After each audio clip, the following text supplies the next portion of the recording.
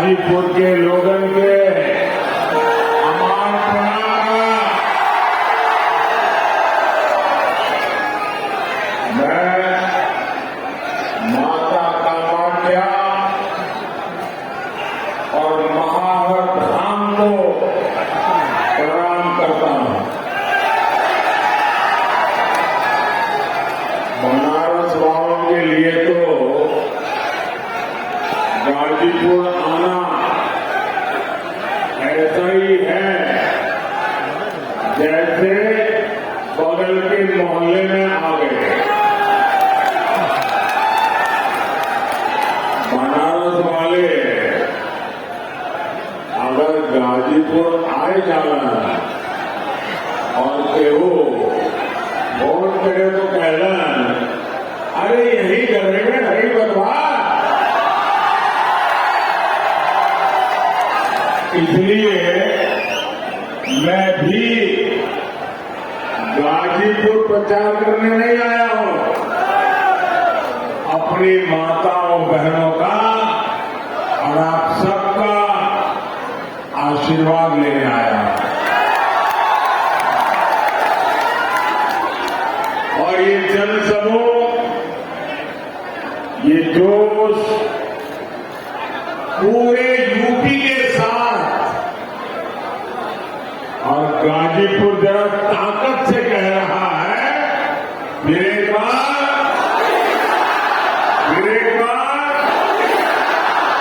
साथियों, हमारे गाजीपुर का सामर्थ्य क्या है, ये इतिहासकारों से ज्यादा देश की सीमाओं को पता है।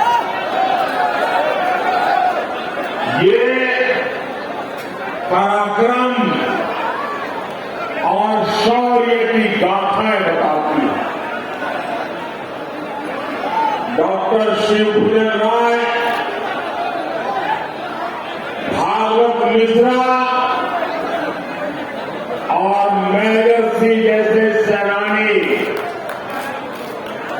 वीर अब्दुल हमीद, राम उदय पांडे और ब्रिगेडियर उस्मान जैसे वीर गाजीपुर की परंपरा और गाजीपुर का गहमर गांव, ये नाम ही काफी है। हर घर से जाबाज निकलते हो, ये गौरव गाजीपुर के अलावा और किसे मिला होगा क्या?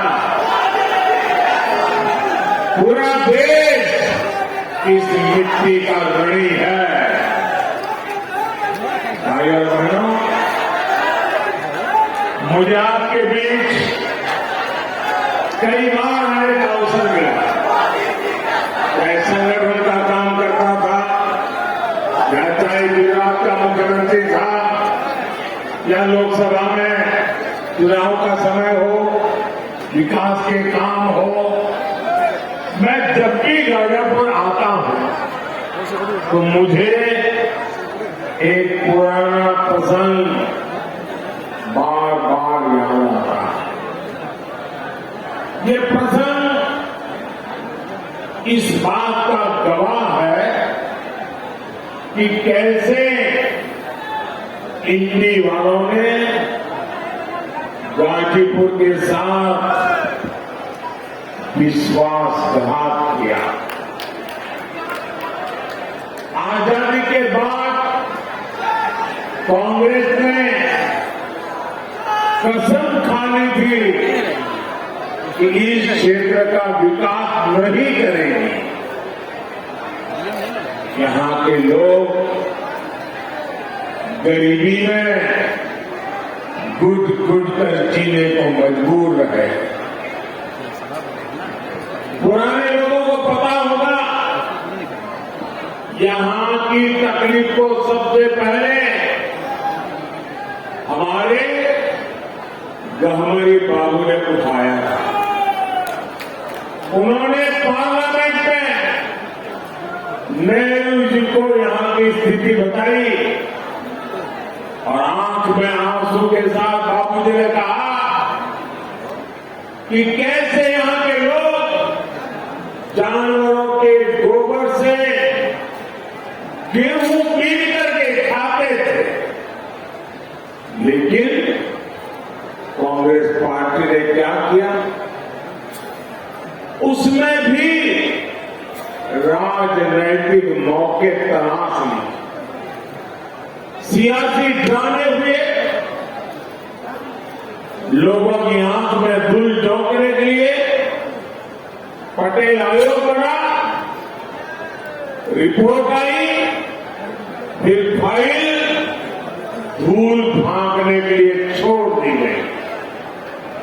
साथियों, आज मुझे कितना संतोष होता है कि हमारी सरकार हर गरीब को मुफ्त राशन दे रही है। कोरोना के इतने बड़े संकट में भी सरकार ने गरीब को भूखे नहीं सोने, गरीब के घर का चूल्हा बुझने नहीं दिया। मुफ्त राशन की योजना पर आज मोदी लाखों करोड़ रुपए खर्च कर रहा है। किसके लिए? ताकि आज भी किसी गरीब को वो परेशानी ना उठानी पड़े जो उसने कांग्रेस सपा के राज में उठाई है। साथियों, इंडी गठबंधन वालों को कभी भी आपकी परवाह नहीं होगी। आप याद करिए, कांग्रेस कैसे सरकारें चलाती थी। ताड़ी घाट पुल का शिलान्यास हमारी बाबू ने करवाया। उसके बाद 6 दशक तक ये काम लटका रहा। इंडी पार्टियों की कितनी सरकारें आई, सरकारें आई और चली गई,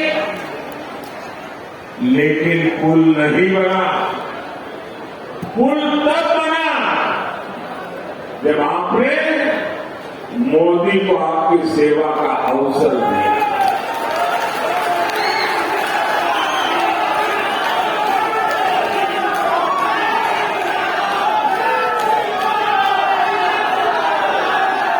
और ये मेरा सौभाग्य था कि बाबूजी का जो सपना था वो मैंने यहां आकर के इसका उद्घाटन करने का सौभाग्य मुझे मिला। साथियों, काम लटकाने और हक मांगने में तो कांग्रेस को महारत हासिल है। इन्होंने हमारे सेना के वीर जवानों को 1 रैंक 1 पेंशन तक नहीं मिलने दी। 1 रैंक 1 पेंशन तब लागू हुई जब मोदी आया और कांग्रेस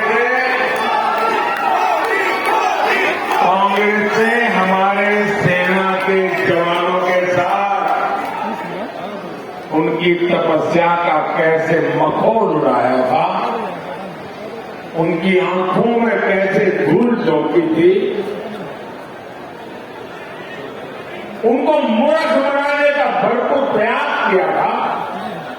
जब 2013 में भारतीय जनता पार्टी ने मुझे प्रधानमंत्री पद के उम्मीदवार के रूप में घोषित किया, उसके बाद मेरी पहली रैली हरियाणा के रेवाड़ी में एक्स सर्विसमैन की हुई और वहां मैंने कहा था कि मैं 1 रैंक 1 पेंशन लागू करूंगा। कांग्रेस वाले घबरा गए, ये मोदी ने घोषणा कर दिया, करे क्या? तो उन्होंने आंगन फांगन में हर एक की आंख में धूल जा करके बजट में 500 करोड़ रुपए लिख डाल दिया और लिख लिया वो आरोपी करेंगे। और फिर देश भर में एक्स सर्विसमैन के सम्मेलन किए, शाहजहां ने वहां जाकर के नाच रहे थे कि वो आरोपी वो आरोपी वो आरोपी। जब आपने मुझे प्रधानमंत्री के रूप में सेवा करने का अवसर दिया और मैंने पहले ही काम खोला, मैंने लाओ भाई क्या हुआ, मैं चौंक गया। 21वीं सदी में आज कम्युनिकेशन का इतना बड़ा जमाना, पढ़े लिखे नौजवान, इन्होंने कैसे सेना के साथ गद्दारी की। उन्होंने 500 करोड़ रुपया लिख करके one rank one pension tokenism किया। मैंने कहा नहीं, मैं तो वन रैंक वन पेंशन लागू करना चाहता। भाइयों बहनों, आप जान करके हैरान हो जाएंगे, वन रैंक वन पेंशन लागू करने में, ओआरओपी लागू करने में अब तक 1.25 लाख करोड़ रुपया पूर्व सैनिकों को खाते में जमा करा दिए गए। अब कोई मुझे बताए भाई, 1.25 लाख करोड़ की जरूरत, उसके सामने 500 करोड़ का ड्रामा, ये धोखा है नहीं है? ये धोखा है नहीं है? ये बेईमानी है नहीं है? ये पूर्व सैनिकों का अपमान है नहीं है? साथियों, गाजीपुर हो, यूपी हो या पूरा देश हो, परिवारवादी पार्टियों के नेता अपने परिवार के लिए महल पे महल बना के चले गए, लेकिन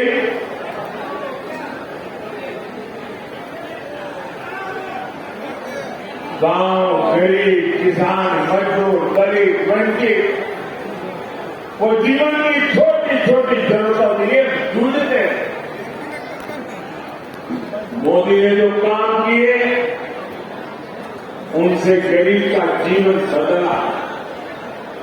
सिर्फ 10 साल में 25 करोड़ लोग गरीबी से बाहर निकले। ये कैसे हुआ?